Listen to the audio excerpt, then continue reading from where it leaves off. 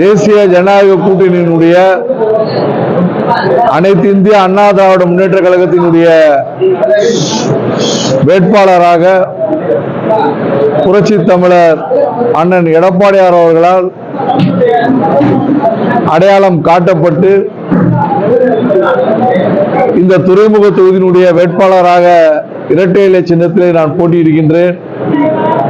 இந்த கூட்டணியிலே வளம் சேர்த்துக் கொண்டிருக்கின்ற பாரதிய ஜனதா கட்சி முன்னேற்ற கழகத்தினுடைய தலைவர்கள்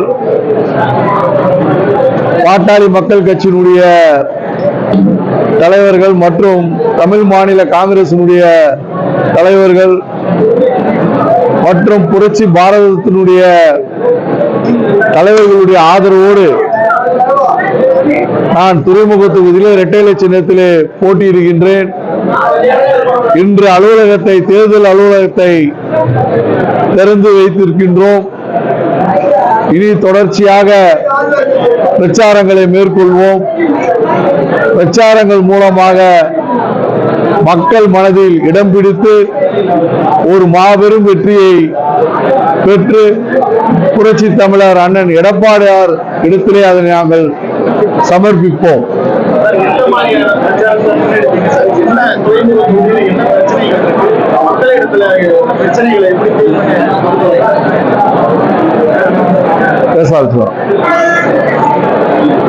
சார், இந்த அலுவலகம் என்பது ஏறக்குறைய 2002வது வருஷத்திலிருந்து துறைமுக தொகுதியில இந்த அலுவலகத்தில் தான் நான் பணியாற்றி கொண்டிருக்கின்றேன். ஏறக்குறைய 25 ஆண்டுகள் இந்த துறைமுக தொகுதியோடு சம்பந்தப்பட்டு நான் என்னுடைய வாழ்வை நான் நடத்தி கொண்டிருக்கின்றேன். உதாரணமாக எடுத்துக்கொண்டால் என்னுடைய தொழிலே பார்த்தீங்கன்னு சொன்னீங்கன்னா சென்னையினுடைய ஆர்பாரை சார்ந்துதான் நான் தொழில் செய்து கொண்டிருக்கின்றேன்.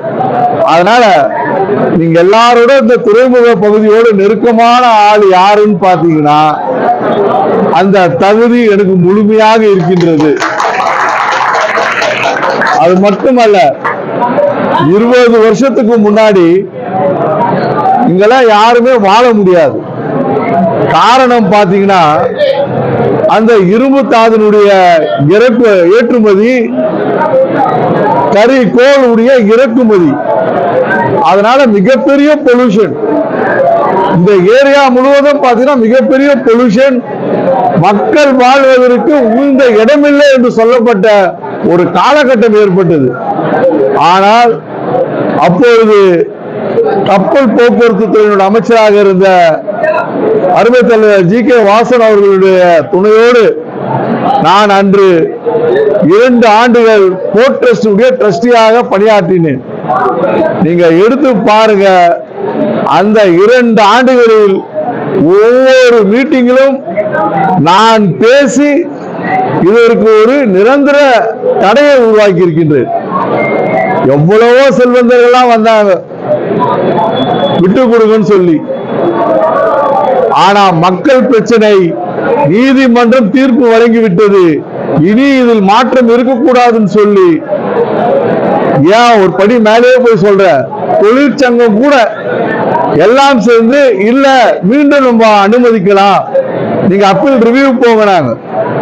நான் ஒருவன் தான் இதற்காக கடுமையாக குரல் கொடுத்து அந்த இரும்பு தாதினுடைய ஏற்றுமதியும் கரியினுடைய இறக்குமதியும் தடை செய்வதற்கு காரணகர்த்தாக இருந்திருக்கின்றேன். அதை மக்கள் நன்றாக புரிந்து கொண்டிருக்கின்றார்கள்.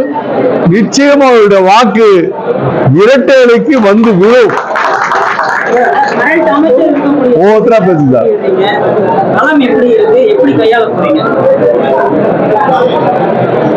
களம் என்பது அண்ணன் எடப்பாடியார் அலை வீசிக் கொண்டிருக்கின்றது தமிழகம் முழுவதும். அதுல துறைமுகமும் ஒண்ணு. துறைமுகத்தை நீங்க தனியா பார்க்காதீங்க, தமிழகத்தில் ஒரு அங்கம் துறைமுகம். அதனால தமிழகம் முழுவதும் தேசிய ஜனநாயக கூட்டணிக்கு தான் மக்கள் வாக்களிக்க தயாராக இருக்கின்றார்கள். நிச்சயம் எங்களுடைய கூட்டணி வெற்றி பெறும். அருமையான எடப்பாடியார் அவர்கள் சொன்னதை போல 210 தொகுதிகளில் வெற்றி பெற்று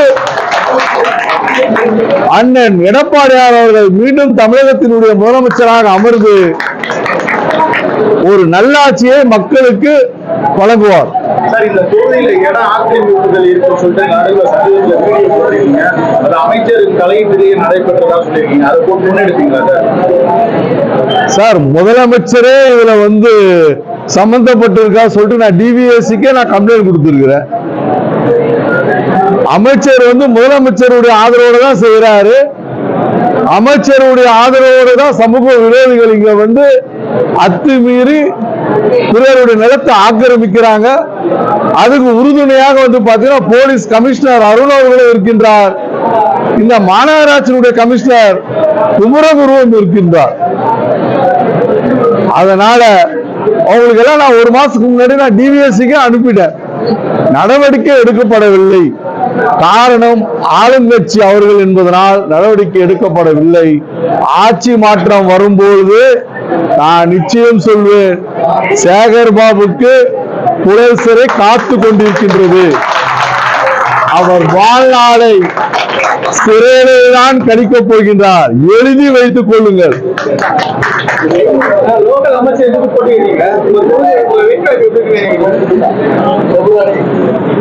அமைச்சர் வானத்துல இருந்தா இறங்கி வந்தார். மக்கள் ஓட்டு போட்டா எம்எல்ஏ முதலமைச்சருக்கு வேண்டியவர் என்று சொன்னால் தகுதியின் அடிப்படையிலே தான் அவங்க அமைச்சர்களாக ஆக்குவாங்க. அதனால மக்கள் தான் எஜமானர்கள். மக்கள் என்று கடுமையான அதிருப்தியில் இருக்கின்றார்கள். ஆளுகின்ற கட்சியின் மீது கடுமையான அதிருப்தி. 1 2 இல்ல, நீங்க பாருங்க. குடும்ப வாரிசு அரசியல் 1947 விடுதலை பெற்றோம்.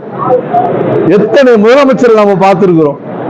ராஜாஜியை பார்த்திருக்கிறோம், ஓமந்தூராரை பார்த்திருக்கிறோம், குமாரசாமி ராஜாவை பார்த்திருக்கிறோம், பெருந்தலைவர் காமராஜரை பார்த்திருக்கிறோம், பக்தச்சலத்தை பார்த்திருக்கிறோம், பேரறிஞர் அண்ணா அவர்களை பார்த்திருக்கிறோம், புரட்சி தலைவரை பார்த்திருக்கிறோம், கருணாநிதியும் பார்த்திருக்கிறோம், அதே போல புரட்சி தலைவர் அம்மாவையும் பார்த்திருக்கிறோம். ஆனால் யாருடைய வாரிசுகளும் முதலமைச்சராக ஆன வரலாறு இல்லை. அதை துடைத்து எறிய வேண்டும். ஒரு குடும்பம் தான் இந்த தமிழகத்தையே சுரண்டி கொள்ளையடித்துக் கொண்டிருக்கின்றது. அந்த குடும்பத்திற்கு ஒரு சம்மட்டி அடி அடிக்க வேண்டும் என்று சொன்னால் துறைமுகத்தில் இருந்து தொடங்க வேண்டும். இங்கே இருக்கின்ற வேட்பாளருடைய ஆணவம், அகம்பாவம், அராஜகம் முற்றிலும் துடைத்து எறியப்பட வேண்டும். மக்கள் செய்வார்கள். மக்கள் வாக்களித்த பிறகு நாங்கள் நிச்சயம் செய்வோம். மீண்டும் சொல்கின்றேன், சேகர் பாபுக்கு புழல் சிறை காத்து கொண்டிருக்கிறேன். அது சொல்லுவேன். நீங்க காரணம் கேட்கலாம், என்ன அவரு மட்டும் புழல் சிறைன்னு சொல்லிட்டு. 1 2 ஆம்ஸ்டாங் கொலை வழக்குல தொடர்பு இருக்குன்னு ஊரே பேசுது. சிபிஐ என்கொயரி வேணும்னு சொல்லி அவங்கள மனைவி இது தாக்கல் செய்யறப்போ அதை யார் தடுப்பது? ஆளுகின்ற ஆளுங்கட்சி திமுக. அப்ப தொடர்பு இருக்கின்றது. கொலை, கொள்ளை, அத்துமீறல், ஆக்கிரமிப்பு. நீங்க தமிழகத்தை மட்டும் பாத்தீங்கன்னா சேகர்பாபுடைய தலைமையில மட்டும் 10,000 கோடி ரூபாய் சொத்துக்கு போலி ஆவணம் தயாரிக்கப்பட்டு இன்று அதை அபகரிக்க முயற்சி நடைபெற்றுக் கொண்டிருக்கின்றது. அதனால மக்கள் வெறுப்போடு காத்து கொண்டிருக்கின்றார்கள். நீங்க ஒரு சர்வே சொல்றாங்க, 9,000 கொலைகள் நடந்திருக்காம் 5 ஆண்டுல.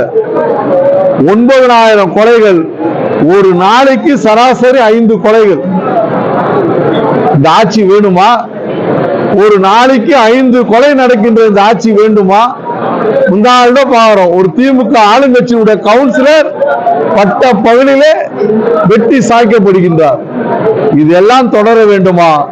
போதைப் பொருளுடைய புழக்கம் தொடர வேண்டுமா? பாலியல் வன்கொடுமை தொடர வேண்டுமா?